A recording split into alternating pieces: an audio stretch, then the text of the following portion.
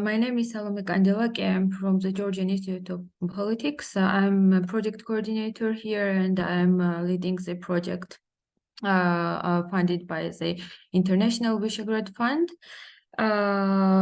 about supporting decrease of media polarization in Georgia and the Visegrad states. And we have 4 partners here, like GIP is the lead organization who is implementing the project. We have all 4 states and organizations who are part of this action, basically strategic analytical think tank from Slovakia, Hungarian Europe Society from Hungary, Masaryk University from Czechia, and Foundation Institute of Public Affairs from Poland. So thanks a lot to all of you. We have all representatives here presented at the panel from all organizations, and we'll see country perspectives about media polarization in each state, and we'll have a chance to compare it. One thing that I need to mention here is that the project is co-financed by the government of Czechia, Hungary, Poland, and Slovakia through Visegrad Grant. And as I mentioned, it's under the scheme of the Visegrad International Fund. And it's also co-financed by the Ministry of Foreign Affairs of Republic of Korea. So it's important that we are getting such kind of support, and so we are working on the joint report, which will be published in late December, early January. So later you'll have a chance to read it, and we'll have a presentation as well. But before that, we are going to see what are the preliminary findings and what are the current challenges regarding the media polarization in Georgia and Visegrad states. Now I am happy to give the floor to Mrs. Reyhan Dimitri, who will be moderating the discussion today, and we'll have exactly 1 hour and a half for contributions and for discussions. So floor is yours, Reyhan, and good luck. Thank you so much, Salome. Good afternoon, everyone. It's an honor for me to be moderating this really important and interesting, I'm sure, panel. And we're all online, but we have this fantastic opportunity to hear more from the Central European countries, what's happening there. I'm a journalist. I mainly work for BBC News in the South Caucasus, and in preparation for this event, had to dive in a little bit to find out what's happening in a kind of wider world. And I found that it's so important and so interesting. So I'm sure today our speakers will shed a bit more light on the issues of polarization and how it is affecting societies, how it's deepening the division between democracy and authoritarianism. And these are all issues that are really important for all of us. So we will begin today with the Georgian perspective, and I'm very pleased to give the floor to Nino Gelashvili. She's the senior editor from Radio Free Europe. Please, Nino, if you can begin. Thank you. Hello, everyone, and thank you for the introduction. Little bit worried because I'm the first time in this format as a speaker. And I'm happy I'm not the only journalist here on the panel. Thank you very much, and I'm also looking forward to hearing from the colleagues from the V4 states. And it's a great responsibility to be the first speaker here. So I will start from, I won't lose much time for introduction. I will start from the context Georgia lives now, and the main highlight of that is the European integration and expectation of the European Commission report, which will be published at the end of October about enlargement and about all the candidate countries and Georgia as a country with the European perspective. Everybody reminds us that we have to fulfill our priorities defined by the European Commission itself. The first one, the very first one, is about addressing the issue of polarization, political polarization, which means that Georgian political parties and politicians should find ways and a willingness to cooperate with each other on the issues which are very important for the state. What we see in Georgia is that we see this polarization, which is mostly initiated by the political forces, political figures themselves. And what I find is that it's a terribly simplified and extremely irresponsible approach of the political elite towards politics, towards citizens, and that approach, unfortunately, has its impact on the society and influences it quite strongly, having certain political groups reach their political, I would call it more party goals. In this environment, one party can always blame other party for every single problem in the country and spend time discussing others' responsibilities, thus wasting time, which is very precious right now. And everybody reminds us that too, don't waste time on that, and go ahead with the reforms, go ahead with fulfilling priorities. And they don't spend time on solving or trying to solve real problems and challenges of the citizens. Thus, this political struggle in polarized environment produces not the problem solution, but the populist leadership again and again after every election, and leaves the very important part of the society and their problems, their issues outside the spectrum. And that is very visible in the opinion polls produced by the NDI and IRI, which shows distrust towards political parties, which shows that many people almost have more than 40% or different figures that find that there is no party in the country that expresses their interests, and they don't have much trust in parliament and different state institutions. That's a big problem. Of course, this populist political landscape itself has its internal stimulators and external ones. From the external ones, I would name Russia's full-scale war against Ukraine. That's one of the topics, which is one of the issues, processes which is used for more polarization. Relations with Russia, of course, particular messages from Moscow, like yesterday's one from Sergei Lavrov praising Georgian government for their good politics towards Russia. That also causes hits up this polarization in polarized environment. And as I said, it's a product of influence from the political forces, I mean the polarization itself. But it influences back the society, which doesn't need that, but doesn't have anything else. And when we discuss media, I need to be quick with my messages. The role of media, we have to remember. We have to remember that mainstream media in Georgia, as a mainstream media, several TVs are considered as a mainstream media, which are the most influential on the society.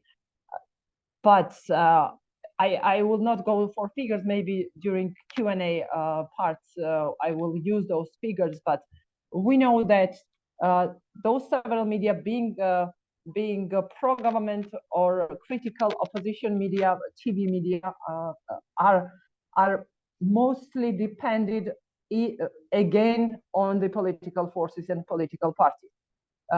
If you look at the earnings and spendings, I have unfortunately only data from 2 years ago, that they finished a year with like 5 TVs, finished the financial year with several dozen millions of dollars of deficit, which is donated then. Because the Georgian investment market is not that large to feed and make so many big TVs to survive. That if you look at the media, TV media as a business in Georgia, you won't be able to make it to collect enough arguments for that. So that makes the task of the media to help depolarization quite challenging, because to tackle polarization in the country as a media, you need to try to define, then formulate, and then force the political elite to the agenda, real agenda. You have to define real agenda of the citizens, like jobs, like education reform, healthcare, economic reform, etc. So you have to force those political parties and figures to be involved in discussing and trying to find ways to solve those problems, and doing that in cooperation. And only one part, and I know my time is already out.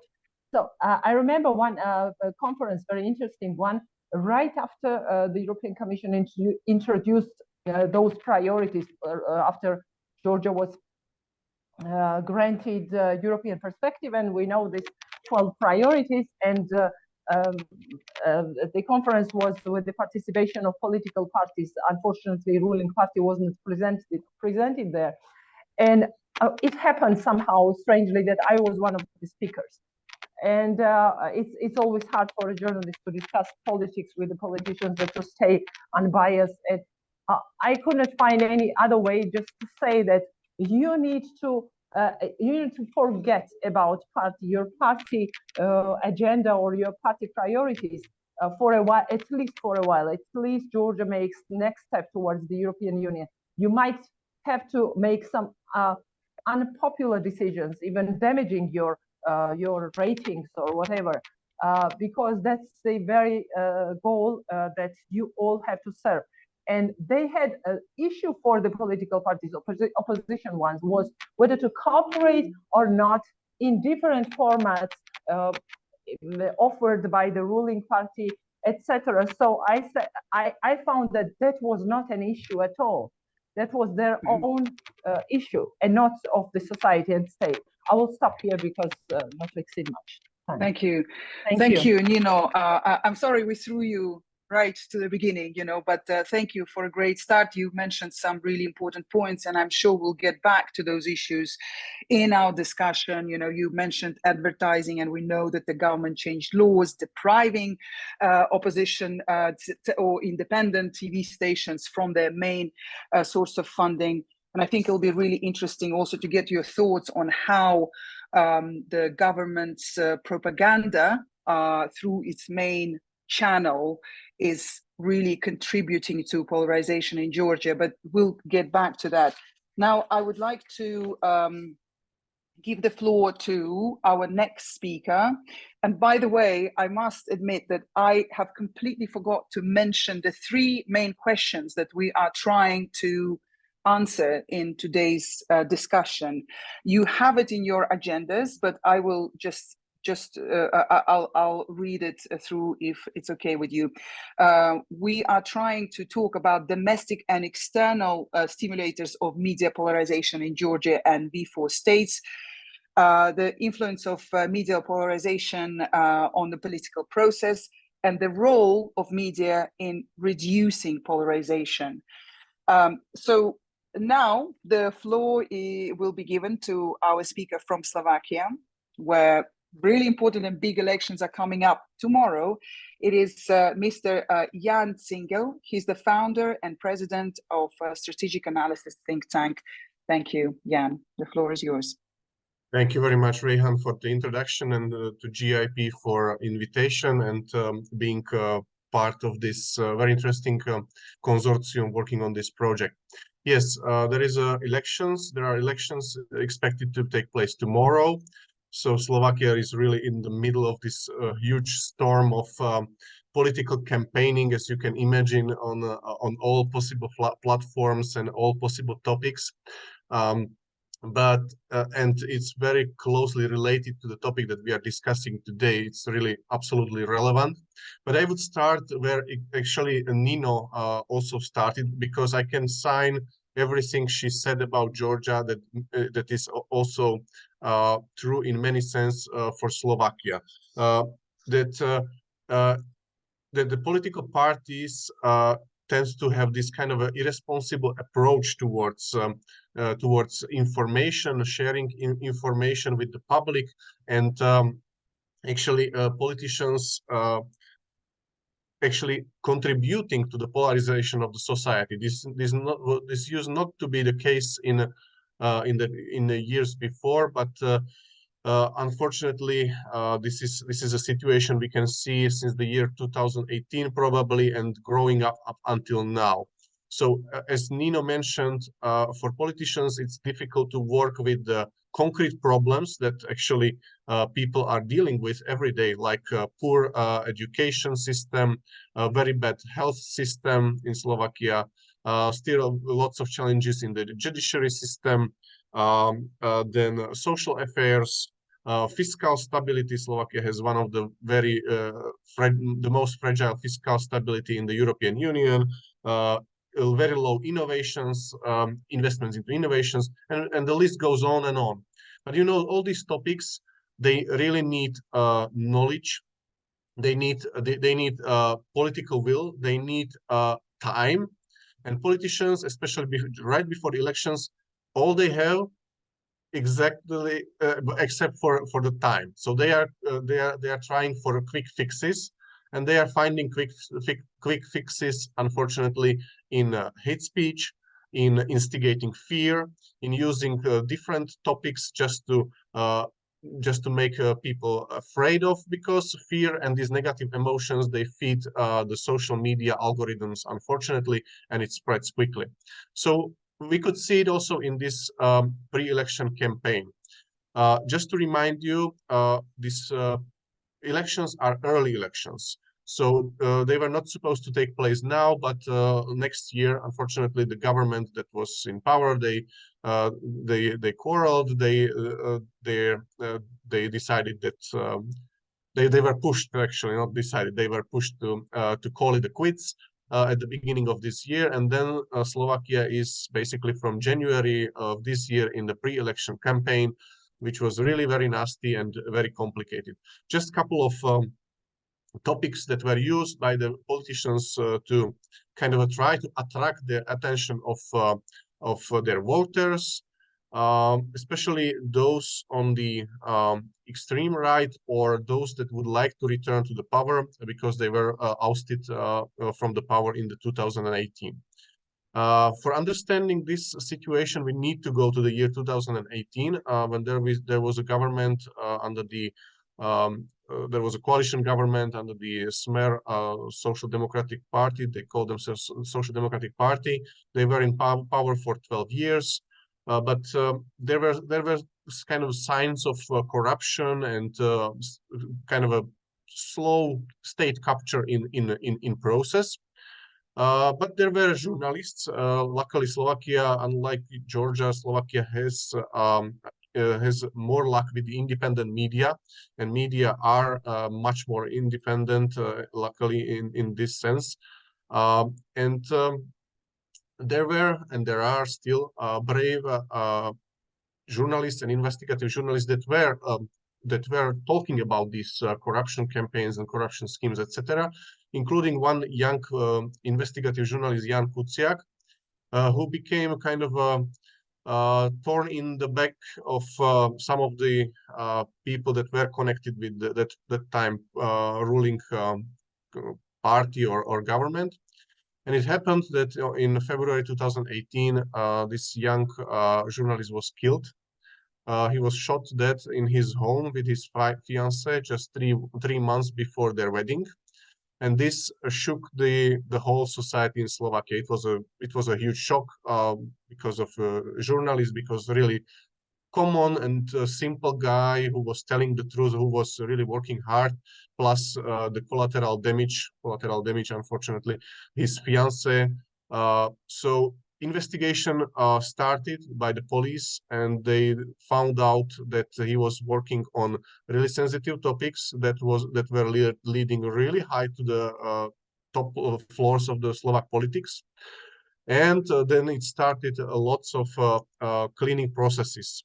The government that was in power back then, they had to reshuffle. Then they lost elections in 2020, and Slovakia underwent through a really significant cleaning process against corruption and cleaning in the prosecutor's office, judiciary, police, etc., etc. 130 high officials are either indicted or already sentenced in Slovakia.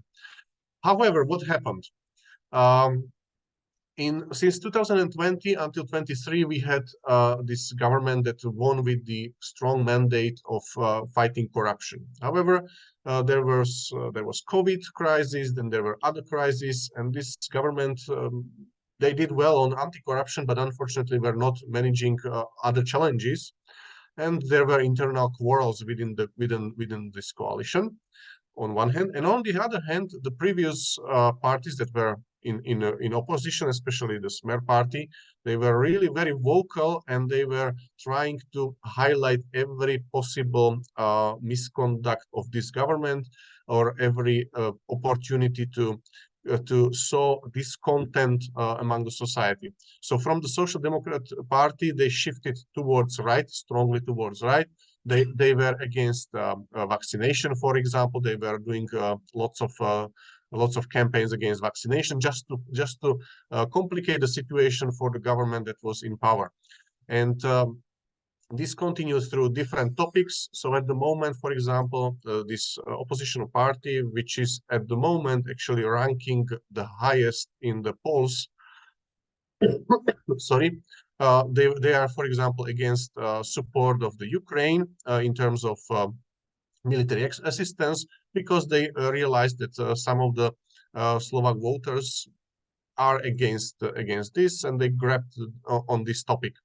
So they use all these topics which usually the extreme right parties were using or are using around the Central Europe, like migrants, LGBT community, traditional family, support to Ukraine, normalization of the relations with Russia. Sorry. And you turn this into a preparation for an election campaign. Sorry. So at the moment, we are before elections, where we don't know whether the pro-democratic camp or the parties will manage to withstand this pressure from extreme right parties and nationalistic parties that can influence the further political changes in Slovakia. And this is how the polarization was used also in media. Not the traditional media, because as I said, the independent media in Slovakia has a good tradition, luckily, but especially they were using the social media or disinformation media that were very vocal, especially in those topics that they wanted to highlight, against migrants, against support of Ukraine, against Slovakia's government strict foreign policy orientation towards West and European Union in terms of, for example, question of Russia and sanctions. They are, of course, against sanctions. So I would say that the polarization at the moment was mostly contributed by these disinformation outlets and social media. The media itself, they try to keep the sorry, they try to keep the the true view or to bring the reality as it is, but with very difficult, lots of difficulties from the side of the disinformation platforms. Thank you. Jan, thank you so much.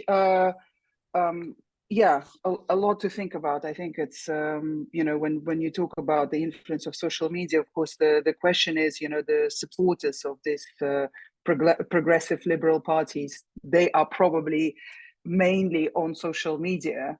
No, but we can get back to that. And also, I found it really interesting what you mentioned at the beginning, that the real problems and real social issues are not really on the agenda. This sounds very much familiar, actually, you know, because when the election cycle comes here in Georgia, it's nobody's talking about their policies. It's all kind of personality-based elections.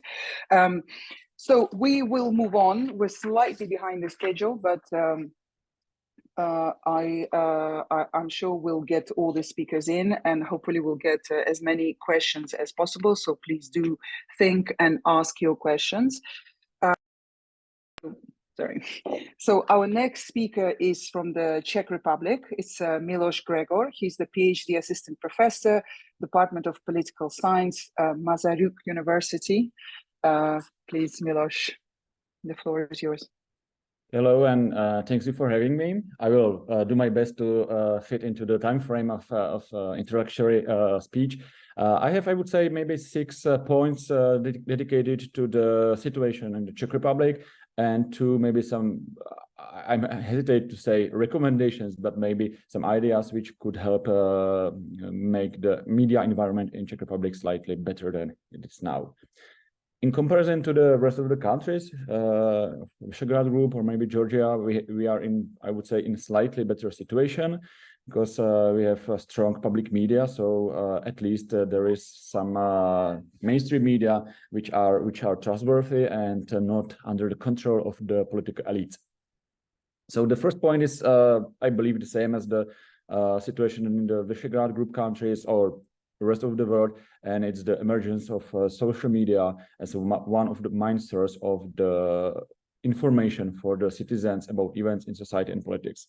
This changed the media landscape widely and meant more focus on emotional aspects of the news, because you need to get attention on social media to be able to get readers or viewers. So we can follow some, let's say, a polarization of media content.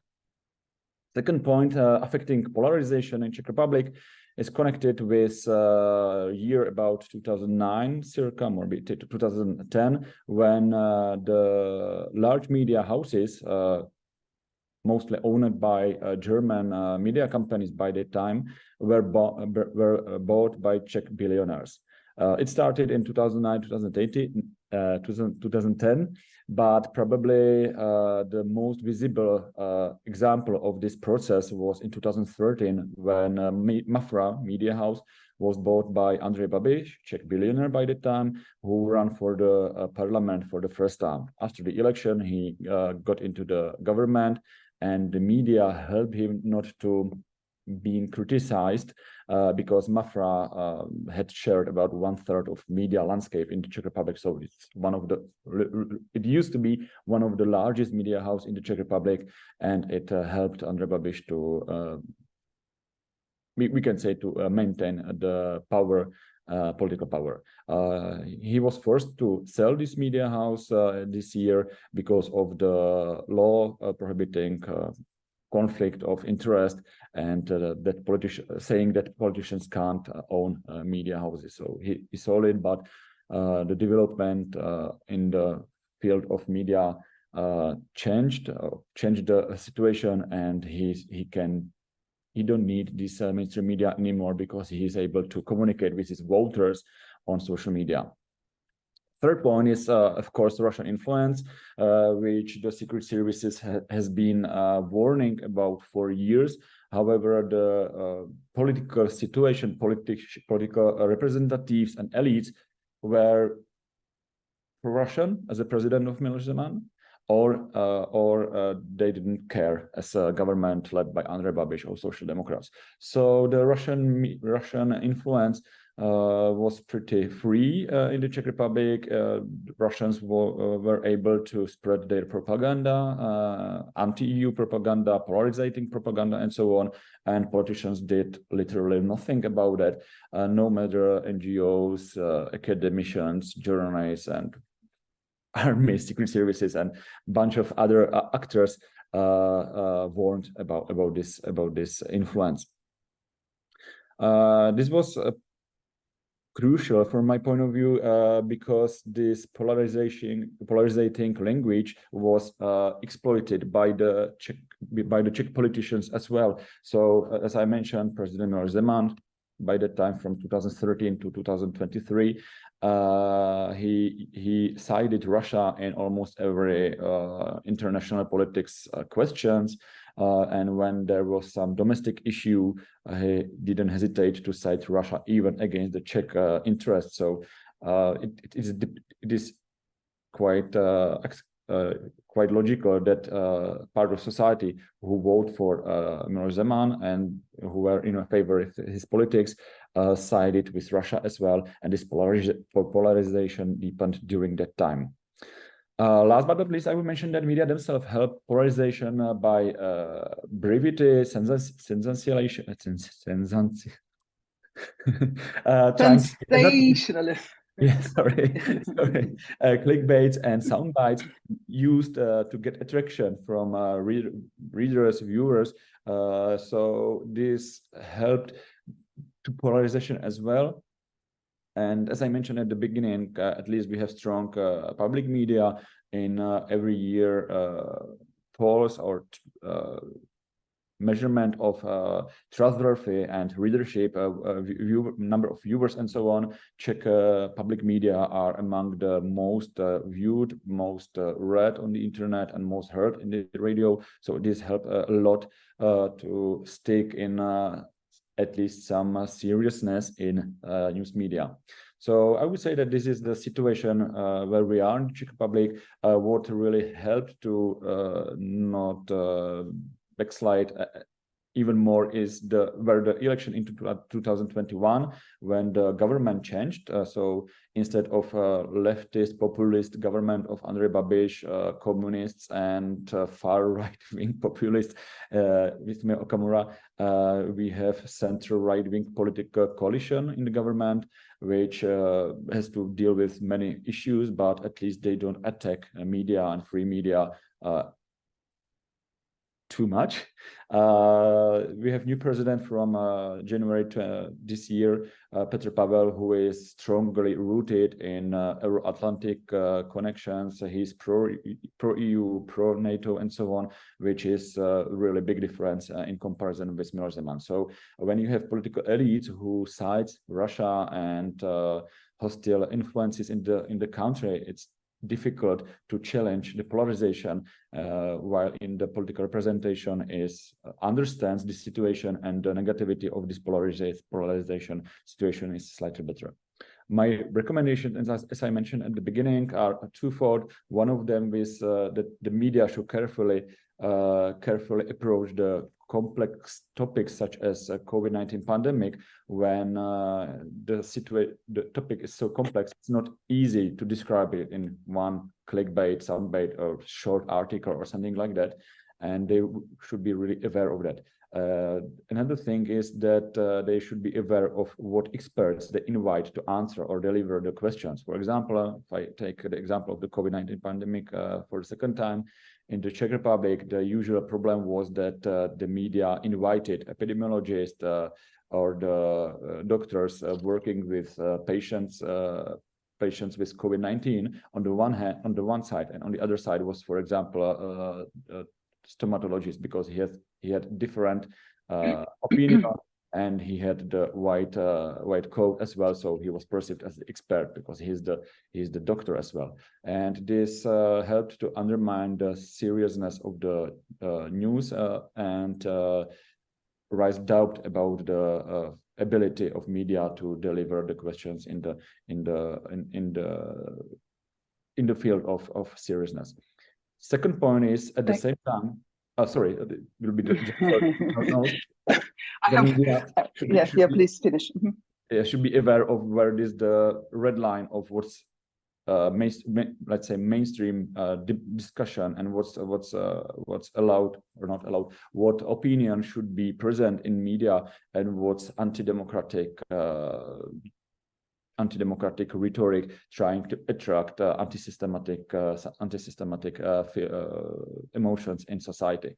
We have plenty of examples in our country with Russian collaborators trying to undermine democracy process. There are proofs of Alternative for Deutschland in Germany being paid by Russian. We have many proofs of Front National in France being paid by Russian, and so on. And it should be clearly stated that these politicians are serving to Russian influence in respective countries, and maybe they are not. They have not the national interest in their mind. Thank you. Thank you, Milos. I have some questions I want to ask you. You know, like I was wondering whether anti-EU and anti-Western propaganda is still quite dominant on social media, as you've mentioned. But I'll hold this question for later on, okay, after we've had our next speaker. Thank you so much. So our next speaker is from Hungary. It's Eric Uszkiewicz, lawyer, vice chairperson of the Hungarian Europe Society. So please, the floor is yours. Thank you so much, and good morning, everyone. During the upcoming few minutes, I will try to summarize a bit the roots and causes of the highly polarized, fragmented, and distorted Hungarian media environment and media landscape. And I have 9 points, very briefly, to highlight the main issues, according to me. So in 2010, when the Orban government came into power, actually after the first round returned to the power, one of the first measures of the newly formed Fidesz government was to adopt a new media law. And this legislative piece provoked profound changes in the Hungarian media landscape. And I think these profound changes are the roots and causes of the highly polarized media environment in the country right now. The first thing is these unprecedented levels of ownership concentration on the market. So, for example, the Central European Press and Media Foundation, which is very close to the government, owns more than 500 media outlets and channels, dailies, weeklies, and so on. So just one foundation close to the government owns more than 500 outlets. The second thing is that the diversity in the radio market has clearly declined. And this is the market sector and the segment of the market where the media authorities' interference has had the most obvious impact during the last decade. And this leads us to the question of the Media Council, because there's a ruling party-dominated media councils. The members of this public institution were elected exclusively from the governing party candidates. So even the European Commission 2020 said that the 2020 Media Pluralism Monitor points to the fact that in practice, these rules haven't prevented the governing party from nominating all 5 members of the Media Council, and the monitor registers medium risk in terms of the independence and effectiveness of the Media Council. The fourth point is the market distorting impact of the state advertising. And during the last decade, numerous government campaigns were conducted and provided almost unlimited resources for those channels and media corporations which are close to the government. So actually, these pro-government media corporations get billions of forints in revenue from public funds, thereby also distorting the competition in the media market. The fifth point is the free lunch problem. So there's a low propensity of consumers to spend money for content, especially for quality content, so to support the independent media and the investigative journalism in the country. The sixth point is in connection with the state news agency. The Hungarian News Agency Corporation was also consolidated into the public service media system in 2010. So actually right now, we can say that the Hungarian News Agency Corporation is in a dominating position on the news agency market. So actually this agency can decide what happens and what doesn't happen. So actually this agency has the role and the opportunity to write the history books. The seventh point is in connection with the public service or state media, which has become the primary tool of the state-controlled propaganda. So in a leak, we could listen a few months ago that during a meeting at the public service media, there was a clear instruction to the reporters that material that shows reporters were instructed to take a critical stance in reporting on migrants, LGBT issues, climate change, and other issues. So there was a kind of clear message for the reporters from the one of the leaders of the public media. And the eighth point is that the pro-government media also plays a major role in spreading the Russian propaganda. So apart from Russian disinformation channels and the Hungarian affiliates of these channels, there's another supporter of spreading the Russian propaganda, which is the pro-government media. And my last point is that journalists have low credibility in the Hungarian public, and citizens tend to question whether independent journalism even exists. And many refer to independent journalists as opposition journalists. So all in all, it's not surprising that this year the Reporters Without Borders ranked Hungary just the 72nd place in its press freedom index out of 180 countries, although Hungary was ranked, for example, in 2010 on the 23rd place. The annual report of the Freedom House categorizes Hungary just as a partly free country. Also, the internet is ranked just as partly free in the country. And my last point is that in the Reuters Institute Digital News Report 2022, Hungary was among the worst performers, and only 27% of the respondents said that they mostly trust the news. And this result was just 1 point ahead of Slovakia and, interestingly, the United States, which scored the same. And only 15% of the Hungarian respondents think that the media are not under undue political or business influence. So I think this is the main picture. This is the general overview, what I could tell you in these 5 minutes. And obviously, I'm open for questions. Thank you. Eric, fantastic, great job. Thank you for giving us such a well-rounded picture on this incredibly complicated issues. Again, like lots of questions that come into my mind, but we will. I took notes as much as possible on the points that you've made, and we'll get back to it. We have 2 questions already from our participants, and if there are any more questions, please do write them, and we will get to the questions. Of course, it's always one of the most interesting parts of gatherings like this.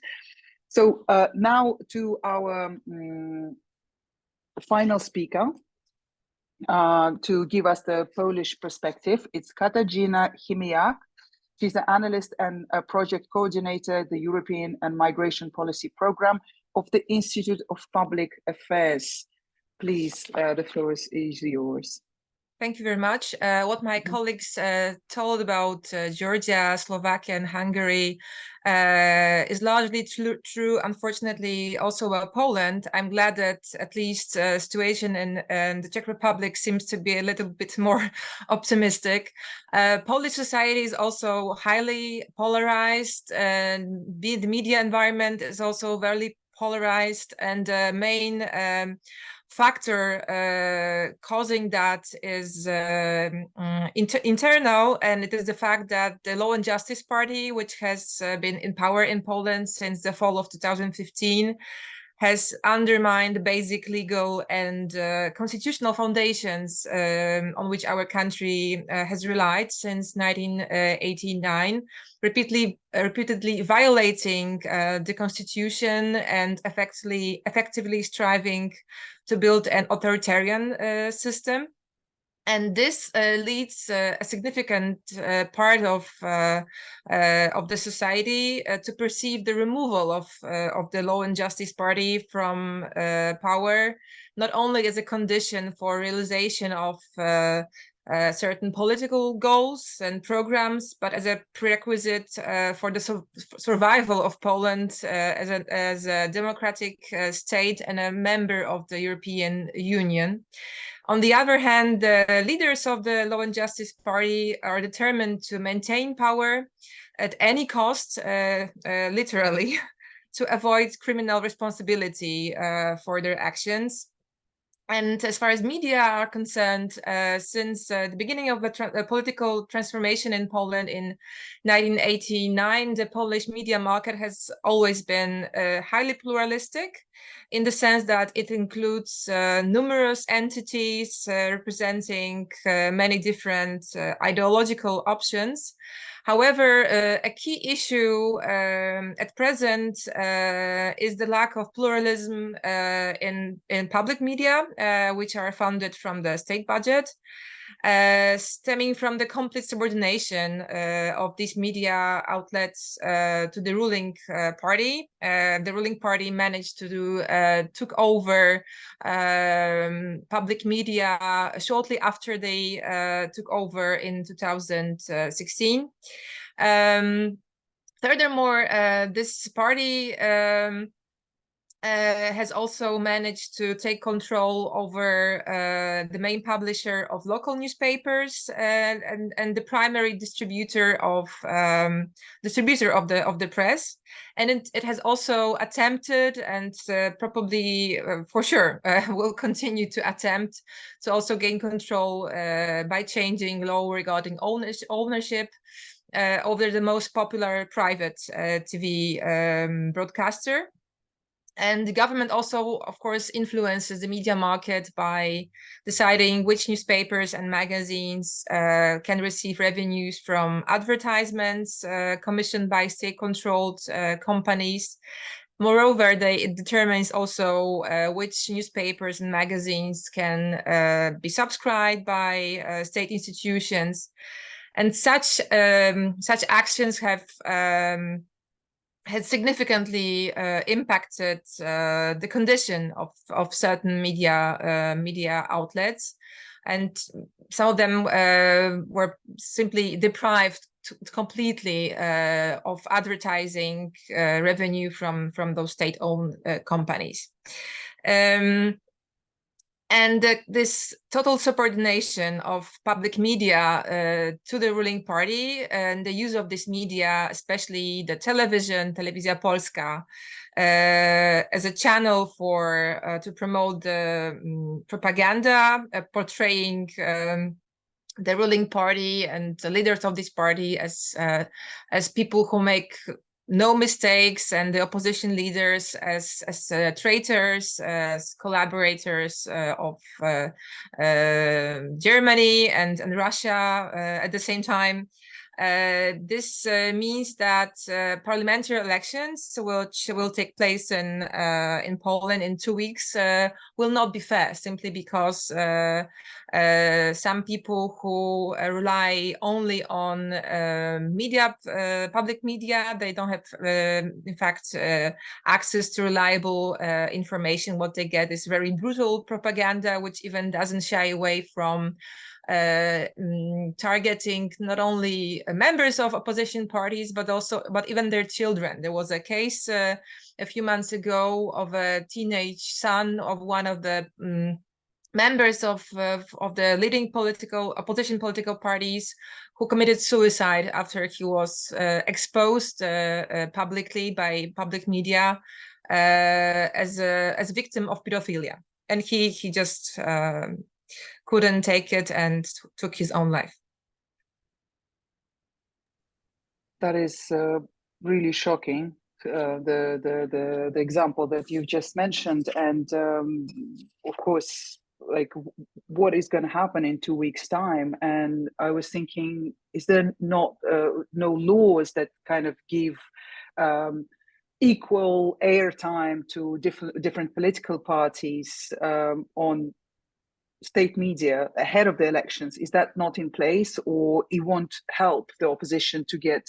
Well, it will give them at least the chance to show their promotional video, for sure. But when you watch the news, the main information program of the Polish national television, in every single day you hear that Donald Tusk, the leader of the leading opposition party, is a traitor, that he is paid by Germany, and he wants to simply destroy everything which is good and beautiful. And this disproportion between also between the amount of time the leaders of the ruling party get, and I mean, in the coverage, regular coverage is enormous. So of course there are also still independent private media, but they, as I say, they struggle because they receive much less revenues. They don't have any revenues from advertisements from the state controlled companies, and there is simply no balance here. What about the role of social media? Because I suppose, you know, like in any of these countries that are being discussed today, the kind of demographic divide, you know, so older people tend to watch TV, younger people are on social media, they don't watch TV news. Is it also kind of evident in terms of how electorate is divided? Yes, it is true also for Poland, that younger people tend to rely more on social media, or that they even simply don't watch TV at all. And this is why the ruling party they know that their voters are older people, above 50 or even older. So they simply try to mobilize this part of the society by giving them what, in their opinion, they want to hear. But the younger people, they will either not vote at all. It is estimated that about 65% of people will participate in the elections. And among the younger people, there are still many who haven't decided yet even if they're gonna vote at all. And right, really interesting. I wonder why they're so not interested, especially, you know, given that what you said, so much is at stake, you know, with these elections. Why young people are not participating? There's no political culture, or they just don't.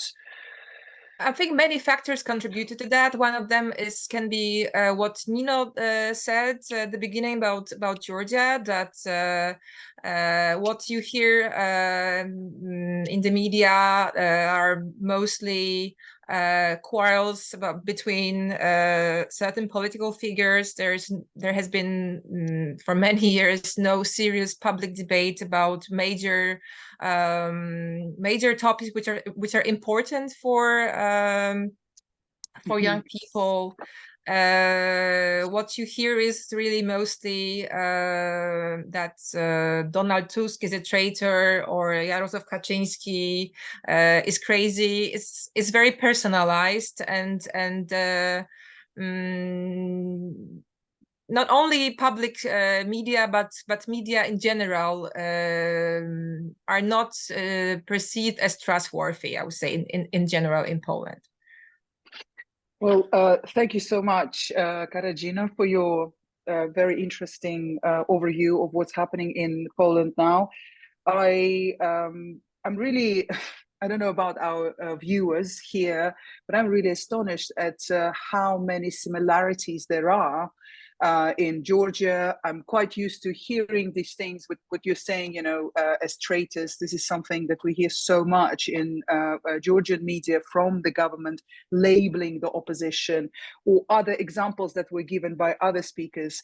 But let's see what our viewers want to know. We've got two questions here. From Dr. Kaha Nadiradze.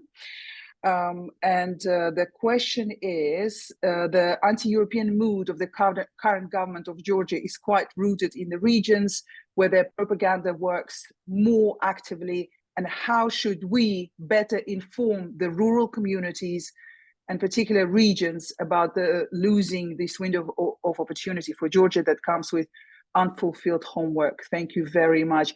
I guess this question will probably, Nino will be best placed to ask. Nino, I can summarize the question. Let me just see, I need to change the view here. Yeah, Nino is there. Do you want me to summarize the question, or you get it? How so the challenge is this anti-Western messaging is actually aimed very much at rural population, where they perhaps have less information and are more prone to government propaganda. That's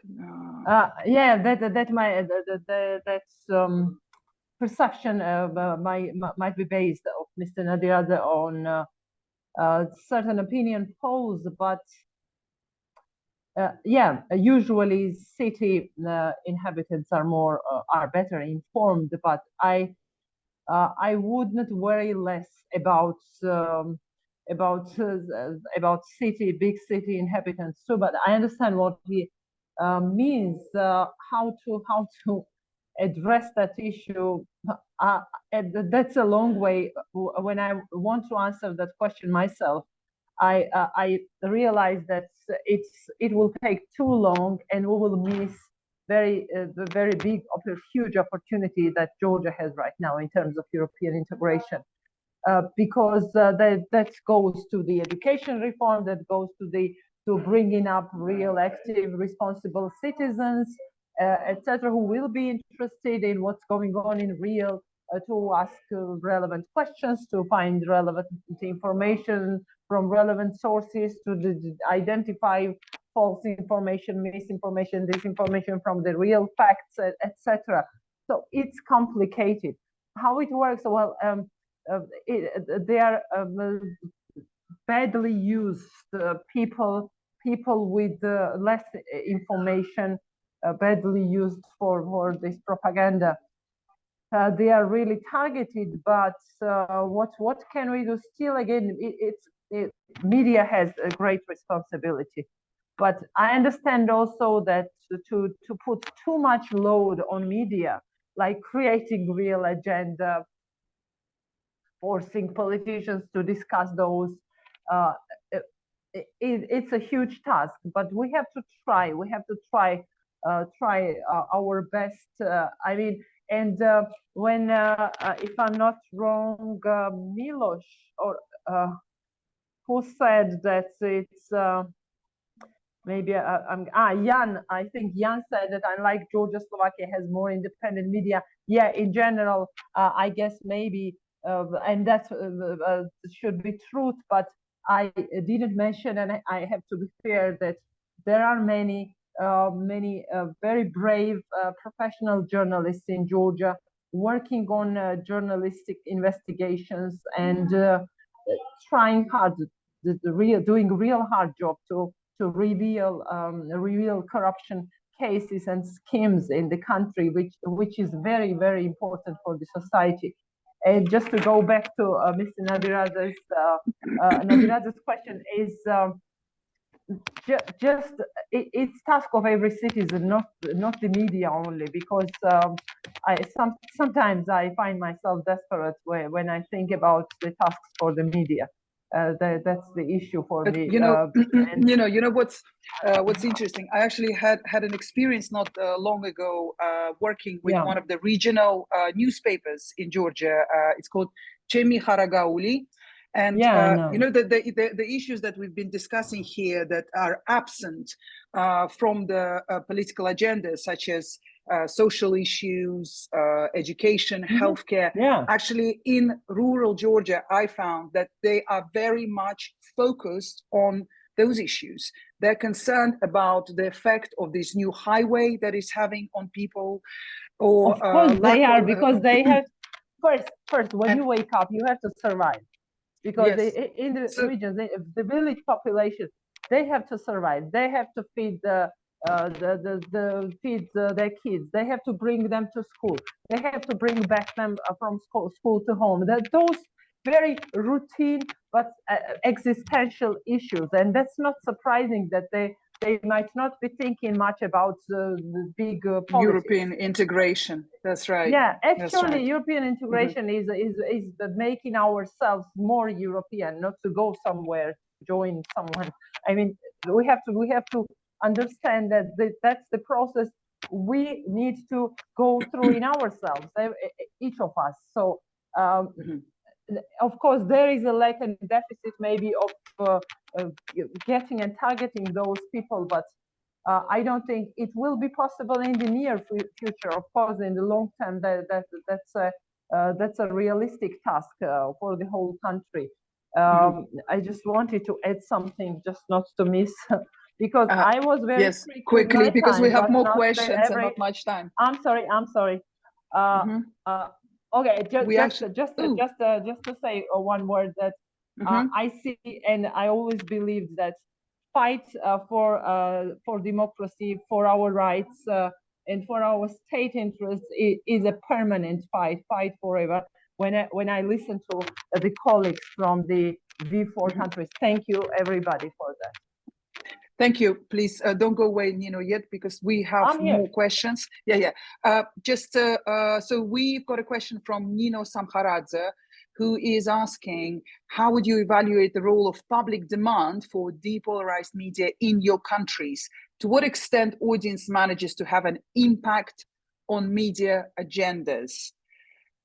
Any volunteers to answer this question?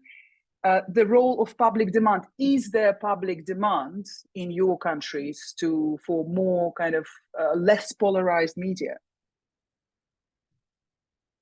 Going back. I may answer this question. Oh, sorry, but Milos was the first one to raise his hand. Please. Please go on, Katarzyna. Okay, so I can just give you an example of Polish independent media outlets who were founded after the Law and Justice Party came to power in Poland in 2015. These are independent media outlets based on investigative journalism and fact-checking, and they are quite successful. They're founded from several private sources, but also they donate. They make it possible to donate money for them, and they are quite successful and quite popular. And there are several examples like this in Poland of media outlets who have a large group of supporters who donate them money regularly, and that's one of the ways for them to survive and keep doing really a good job. I think, also given how much influence there is from social media, if you have a really kind of smart way of presenting information that can also be used quite effectively. We've got, Eric, you wanted to answer that question as well, yes, from Nino Samharadze on the role of public demand to depolarize media in Hungary, in this case. Actually, I just wanted to add something which came into my mind after Katarzyna's contribution, that although, for example, in Hungary, we can also see some successful crowdfunding campaigns. in order to finance and maintain some independent media outlets. I think one of the main issues is to distinguish between the so-called supply side and the demand side. Because although on the supply side, and I can say that we can see some very promising examples of independent media outlets, quality journalism, very good content, good quality content. But actually the problem is that the reach, the availability of these content sometimes is just very low. And just one example, which is quite a hot topic in Hungary right now. Hungary is suffering the highest inflation rate in the European Union. So the inflation rate is the highest right now in the country amongst the EU member states. And with this dominant pro-government or pro-ruling party dominated media channels and propaganda, the Fidesz was able just to over-communicate with this real problem, what the people can really feel on their skin on the everyday basis. But with this heavy machine, they could just over-communicate it. So I think this is what we also have to take into consideration, this unbalance, this very unequal opportunities between the sides. Thank you. Thank you, Eric. I want to bring in one more question, which I quite like, from Tomiris Kamarova.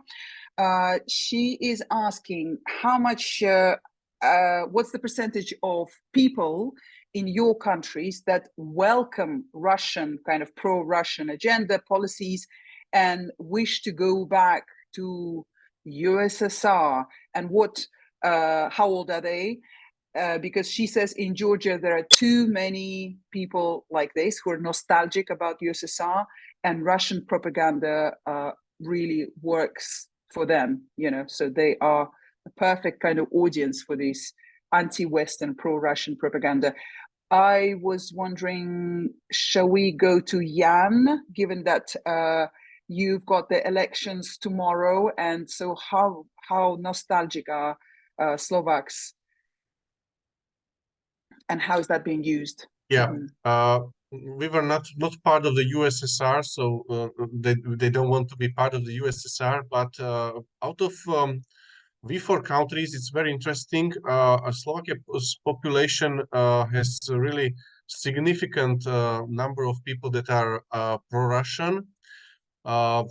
Many reasons for that. I don't have now too much time to kind of delve into it. What are the reasons? But those are kind of historical, and also the reason is that mostly those nationalist and extreme right parties, they're trying to peddle these pro-Russian narratives. There was a opinion poll done I have it just in front of me, in June this year. And according to this opinion poll, as much as 38% of those people whom they ask believe that Slovakia should mend the relations with Russia. Either they strongly agree with it or agree with it. So that's a quite significant portion of the population if you distribute it over the whole electorate. And I think that's also the reason why some of those political parties jumped on this topic, and that's why question of support for Ukraine is one of the topics of the pre-election campaign, and also the issue of sanctions. And many of those extreme right politicians, or those who want to get to power, they are showing on, for example, Hungary, that Hungary is not so strong on supporting Ukraine, not so strong on supporting sanctions, and you see it's still can get with it in the European Union. Get away with it in the European Union, and they are using this kind of a very tricky narratives, and some people are kind of jumping on this. If we are taking a look at the... Jan, let me please bring in, because I saw Nino raising her hand quickly. Maybe you wanted to add something to that. And if any other our speakers, if you want to answer this question, please raise your hand, and we'll, because we do have more questions and not very much time. Nino, you wanted to add on this okay, I just try. issue. I can talk about that long, but I'll try to be short. Yeah. I mean, we know from almost all opinion polls that there is a huge and very high support of the European integration and the Euro-Atlantic integration of Georgia in the country among citizens. But this attitude towards Russia and what kind of relations to have with Russia, whether Georgians are nostalgic to the Soviet past, etc. So you cannot measure those with one figure or one question. That's quite a complex thing. So I can go ahead with any of you and discuss that issue, because that's very interesting for me to observe, because I'm a Soviet, I mean post-Soviet citizen, so I graduated school during Soviet Union. So I can recognize and identify some stuff quite easily. That's a very, so what I mean is that those close to 90 or 90% support of the EU integration among Georgian citizens does not mean that we are safe in terms of we are not fragile towards damaging and tricky, as you called it, tricky messages of certain dishonest politicians and figures, and we are not fragile to Russian propaganda. Of course, we are fragile towards Russian propaganda, and we have to be very alert and vigilant on that. Thank you. Thank you. And I was also quite surprised to see some of the opinion polls. I won't be able to quote which organization on how this one of the disinformation rhetorics about opening the second front that has been used so much by the pro-government media. So that poll said that 52% of people who watch the main pro-government channel, they believe that that's what the EU wants. So it really works. Now that works, of course. I'm sorry, works. I mean, but there's works on everybody. And that goes to the problem of being not, how to say, I don't want to be rude, but not educated enough about politics, not ready enough for those kinds of attacks, to say, because everybody is afraid of war, and you can easily play with that dishonestly. Thank you. Especially in Georgia, where war happened not really Sure. a long time ago. Yeah. I would like to combine two questions. So we have a question: how can civil society think tanks best support media in order to reduce polarization?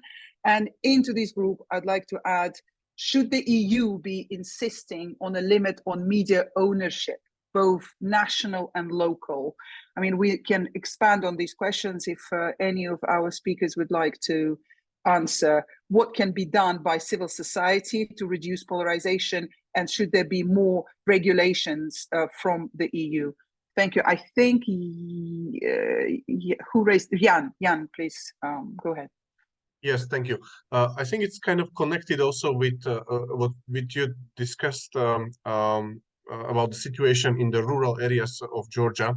I think it's kind of connected. The civil society can play a role by doing direct campaigns in the communities. So really, like literally going into communities and talking with them about the European integration, about potential benefits, and explaining some of those myths that are flying around on the social media, or are peddled by those on the official media. I know it's really difficult, but it's needed to go really into regions and talk with those people. There were similar campaigns before Slovakia joined European Union.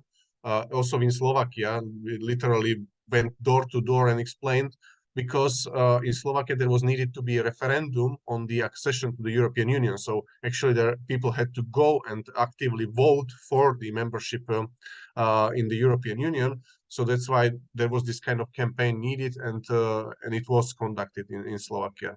Yeah. So go to regions, and that's the role for the civil society. Just very short. I think such work is being done, but I'm not sure how effective. Very actively, Mm-hmm. very actively done, very actively. But when the civil society is also attacked by the government and marginalized, kind of, there is a huge disbalance between resources of the civil society and the ruling force, political force in Georgia now. And this so-called agents law, the campaign that was going on that draft law, that process continues. The law was recalled, but I mean the process continues. So that's a very, how to say, unfair and disbalanced battle, but it is going on. Thank you. Mm-hmm. Any more thoughts on this issue from other speakers? I may add regarding the civil society that, for example, civil society organizations may conduct monitoring campaigns to provide independent analysis, for example, of irregularities or even law violations regarding the media environment, in order to provide independent, reliable proof that such violations exist. That's one of the ideas. Thank you. So we do have more questions. This one is from Tengiz Jananashvili. Considering what has been said about the Czech Republic, how could you explain the exponential rise of Andrej Babiš in current polls? That goes to Miloš. One thing is that Andrej Babiš is in opposition, so it is much easier to raise awareness with populist language, because you have no responsibility for what you say. Andrej Babiš ran for a presidential office in this year's elections, which provided him large attention, because he was one who made it to the second round of the election. So he was able to get attention to his personality, to his party, but it's more like his business group. I would say that beside the populist language, which polarizes society, he tries to unite anti-systematic, anti-democratic, pro-Russian voters behind him, which is quite successful strategy, because he's able to get attention of these voters. And we can see that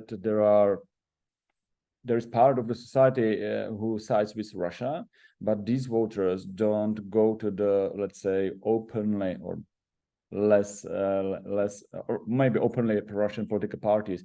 They go to Andrej Babiš. And last but not least, he was able, or his party was able to get 27% of votes during the last election in 2021. And his preferences are about 32-33. So yeah, there is rise of supporters of Andrej Babiš, but it's not like doubling of his votes or something like that. And we are in middle of term of the governing 4 years.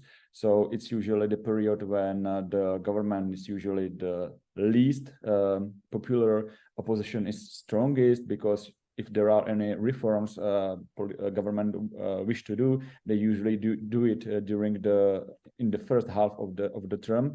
And since we have rising prices of energies, inflation, tension because of the Ukraine refugees, this is the super mix of conditions for populists to be really popular. So this, at least from my point of view, is the explanation.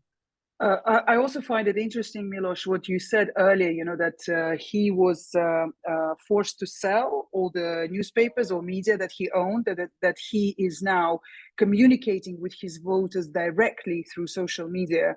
Kind of going back to that point, how, if social media is used in the right way, it can be way more influential than all the mainstream media, I think, in this time and age.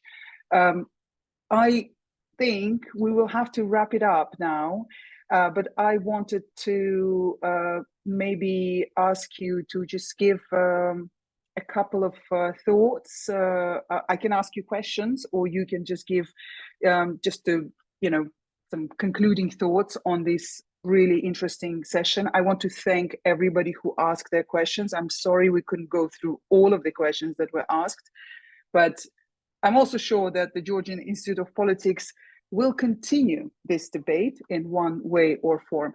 Jan, with the elections coming up tomorrow, what is your prediction? What is the future of Slovakia? Well, I wish I know that. If I had a crystal ball, I would be a very rich person. But we'll see. We'll see. I still have faith in the society. I hope that we will not jump on the cheap populist and quick fixes that are presented by some, and that we will vote responsibly. As for the topic of this very meeting, I really like the question by Renata, what the civil society can do and how civil society can contribute, because that's actually us. So fact-checking, countering disinformation, and maybe also assisting the investigative journalists to giving them platforms, to giving them help, giving them trainings in order they can learn some new tools, how they can do their job even better. So that's the way how the civil society can help with spreading more facts and truths than the views and just simple ideas not based on facts. Mm-hmm. Thank you so much, Eric. Your thoughts on? Yeah, well, actually, I will just add two things. What Jan mentioned, that what the civil society organizations can do, and I would add, I would highlight the importance of media literacy, even if we have just concrete results in a medium or long term. But I think it's very important. And the second, what I would add, is the credibility indexes. So actually, civil society organizations can publish these independent credibility indexes to highlight the public attention, that what are those sources and media outlets which are just spreading dis and misinformation and, for example, Russian propaganda. And my last point is that last year, when the Fidesz government won the election for the 4th consecutive terms, a lot of people had the feeling that everything is lost and there's no hope and we have to finish everything. And I think if we accept this kind of attitude, then everything is lost. So actually, the positive message that we are not in the position to accept this kind of attitude. So we just have to continue our role as NGO employees. Thank you. Thank you, Eric. Katarzyna, any thoughts from you? Well, we have elections, as I said, in about 2 weeks, and it is, according to the polls, it is possible that current opposition will win. And if they do, one of their first steps for sure would be to reform public media. However, the question is if it makes sense to reform them in such state as they are now, or to destroy it completely and build something from the scratch, because the level of distrust toward this brand is so enormous now in Poland, and it seems for me just impossible to regain some credibility. And I really agree with the points my colleague made about what the civil society can do. I think we should learn from each other, because the Visegrad countries seem to be one step ahead as members of the European Union, but as you see, our countries, especially Poland and Hungary, are examples of how easy it is, as it turns out, to turn back from this road towards democracy and prosperity to older, let's say, rules. So it's important that you don't repeat our mistakes. Thank you, Katarzyna. Thank you. Nino? Thank you so much. While listening to you, dear friends, to each other, actually, we all once again realize the scale and seriousness of Russia's influence and attempts, and also of damaging the vested interests in each country. So we don't have a luxury to give up, to be desperate for long, maybe just for seconds. And then we have to just continue. We have to continue doing our jobs, and we have to appreciate every attention of of members of our societies, especially of those who do not agree with us, who even hate us. I'm a journalist. I'm on the air every morning. And whenever someone comes in with the comments, etc., I see this hatred, I see this mistrust. I try to communicate with them directly back, and try not to lose their attention, even that's aggressive maybe, because I still hope and I believe actually that that we can still target those people. We can still we have to try to explain to them what's going on in real, and we all help each other. Thank you so much. Thank you, Nino. And finally, Milos, some final thoughts from you. Thank you. I think that in order to avoid polarization, the trust in the media, serious media, and journalism is important. So, as I mentioned, the media can maintain this by reporting honestly and carefully on complex topics, but at the same time, not being afraid of, not afraid to openly call a spade. Then they can have public trust, and people will not seek for the information from dubious sources that promote polarization. I know that this is easily said and more difficult to apply, but as mentioned, during our session, the fight for the free media and for democracy is a never-ending story, never-ending fight. So, we, all of us, have to be part of this fight and try to do our best. So it's not only on media or saying that politicians are polarizing, but the politicians usually act as we as voters let them to act, and media write about the news in a way we like to read. So if we support serious media and read or watch their news, there is bigger chance that they will survive. Thank you so much, Milos. Well, there's been a lot said. I would like to thank everyone who took this time on Friday afternoon, on this fine September day, to come and take part in this very interesting debate. I'd like to thank our speakers, the organizers, and there's a lot to take home, I think. For me personally, I would say it's just, I am quite surprised how much, how many common issues there are, in among the countries, and a lot of problems to overcome, of course. But I'd like to finish on a positive note. Everyone, to wish you a nice Friday evening and a lot of energy to continue your work. So thank you so much for being here. Bye-bye. See you. Thank you. Right. Salome, did you want to say anything? No? No. Okay. Thank you, everyone, for participating and for your contribution. Thank you. Okay. Bye-bye. Thank you. Great experience. Nice to meet you. Thank you very much. Bye-bye all. Cheers. Nice to meet you.